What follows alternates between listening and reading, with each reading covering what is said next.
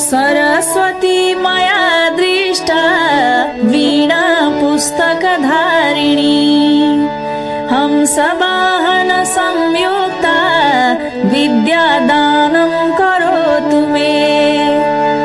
प्रथमं भारती नाम द्वितीयं च सरस्वती तृतीयं शारदा देवी चतुर्थं हंसवाहिनी